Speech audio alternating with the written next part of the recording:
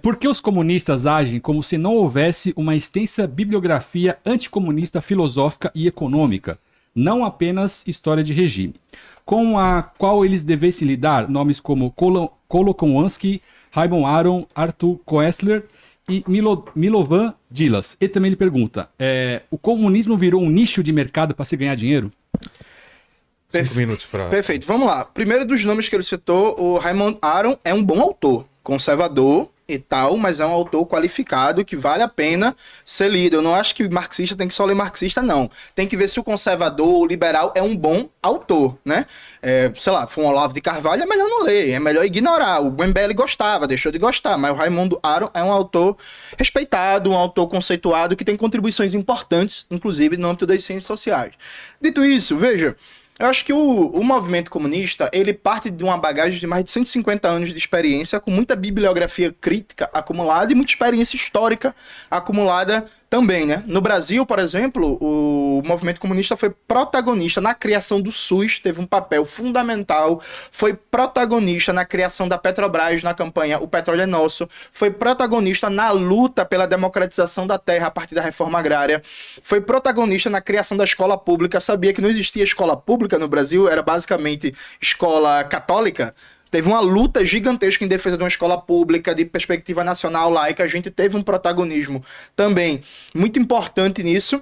Então eu acho que a gente tem uma bagagem, tem um recall muito importante. Eu, inclusive, lancei recentemente um livro novo, Batalha pela Memória, Reflexões sobre o Socialismo e a Revolução no Século XX, livro que está subindo agora para as minhas redes, publicado pela Baioneta e pela Ruptura, em que eu busco fazer esse balanço, né? Eu refuto falácias que o Kim vai falar. É totalitarismo, e aí matou mais que o nazismo, e não sei o que, por aí vai. Eu peço a você, olhando diretamente a você, a cara do Kim tá atrapalhando, baixa aí, Kim. Olhando diretamente para você. Se você já ouviu essas histórias, o comunismo matou 100 milhões, o comunismo é autoritário, o comunismo não sei o quê.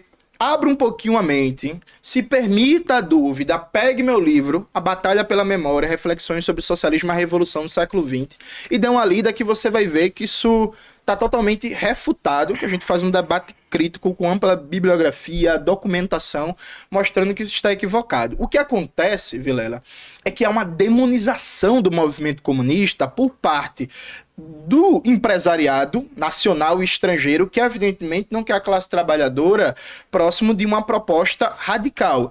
Porque a radicalidade que a gente defende, inclusive, depois foi incorporada. Por exemplo, no Brasil, jornada de trabalho, quem começou a defender regulamentação de jornada de trabalho para 8 horas semanais, para 8 horas diárias, desculpa, quem começou a defender foram os comunistas, né? Quando foi criado o Partido Comunista no Brasil em 22, era uma das principais bandeiras, até então não existia. Então, nas fábricas aqui em São Paulo, as pessoas trabalhavam 14, 16 horas por dia.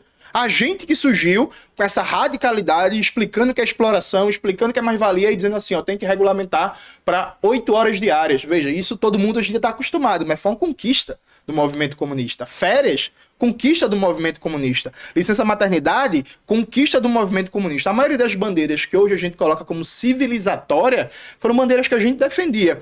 Voto para analfabeto no Brasil. Até 88, analfabeto não votava. Os comunistas, por exemplo, pautavam o direito de voto universal e a universalização da educação. O golpe empresarial militar impediu isso, como as campanhas de alfabetização de Paulo Freire e o movimento de Darcy Ribeiro e Anísio Teixeira para universalizar uma escola e uma educação superior de qualidade no Brasil. Então, acho que a história do movimento comunista é uma história bonita.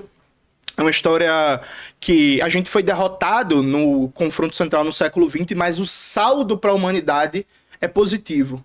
Porque é muito difícil você imaginar algum direito trabalhista, algum direito econômico, algum direito social, algum direito político.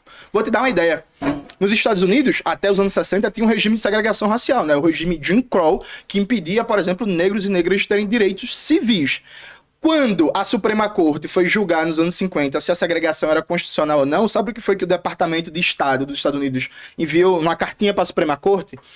É preciso derrubar a segregação racial porque os comunistas estão avançando muito na comunidade negra e estão usando isso para ampliar sua influência. O movimento comunista teve um papel fundamental para combater, por exemplo, a segregação racial nos Estados Unidos, que existia um crescimento real do movimento comunista.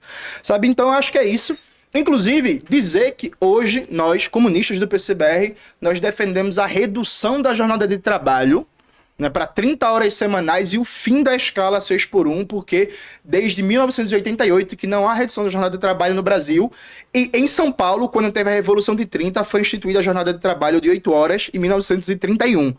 Faz quase 100 anos que a jornada de trabalho é a mesma e precisa ser reduzida. Deputado, você é igual Marcos Feliciano, que quer que o trabalhador trabalhe até a exaustão e morra a trabalhar, ou defende a redução da jornada de trabalho?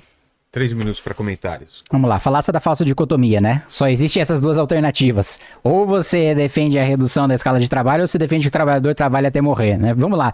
Primeiro que essa regulamentação na prática não teria efeito, porque hoje a gente tem 40 milhões de informais, né? Então, essas leis trabalhistas não vão se aplicar para ninguém que hoje está informalizado, e justamente por causa do alto custo que você tem hoje de contratação, o empresário paga muito e o empregado recebe pouco, justamente por causa dos encargos trabalhistas e da quantidade de dinheiro que fica com o governo do pagamento da folha de pagamento. E vamos lá, outro ponto, eu comparei a saúde fiscal dos países, eu não disse que o perfil da dívida era igual, mais uma vez você estava utilizando a falácia do espantalho para atacar uma coisa que eu nunca disse, né? O que eu coloquei é justamente a saúde fiscal desses países levou a um período de deteriorização econômica que também levou a uma crise de dívida. E para mais do que isso, você ainda quer chamar todos os governos, né, de direita de governos capitalistas, de governos liberais, não, né? Há franjas, né, do capitalismo, do liberalismo, do conservadorismo. Não dá para você falar que a ditadura militar foi um regime fiscalista, foi um regime que manteve equilíbrio fiscal, foi um regime que adotou políticas liberais. Não, justamente pelo contrário, a gente saiu do período da ditadura militar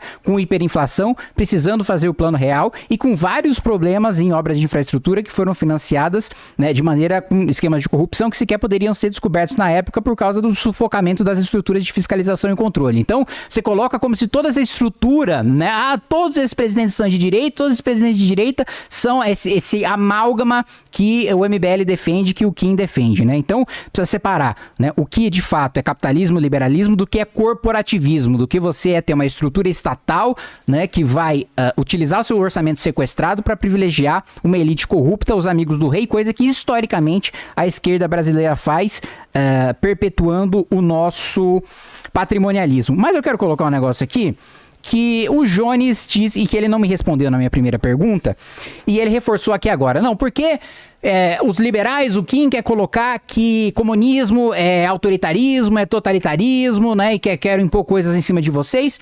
Eu quero só reforçar duas coisas que eu já coloquei para ele e que ele não teve a coragem de responder. Primeiro, a fala dele em relação de que, olha, matar pessoas numa revolução é uma contingência que acontece, né? Essa abordagem personalista em relação ao Stalin é ceder ao liberalismo. Então, mais uma vez eu pergunto, então para você estaria tudo bem fazer uma revolução, você me matar, né? Isso seria ok, seria uma contingência aceitável, um resultado da revolução para a gente implementar um novo regime. E um outro ponto, eu defendo, palavras do Jones Manuel, eu defendo responsabilizar criminalmente os neoliberais e liberais desse país por todas as misérias que estão fazendo no país nos últimos 30 anos. Quebrar pedra na Paraíba seria uma boa. Você defende então campo de concentração? Você defende que eu vá para um campo de concentração porque eu sou um liberal, porque eu divirjo da sua ideia?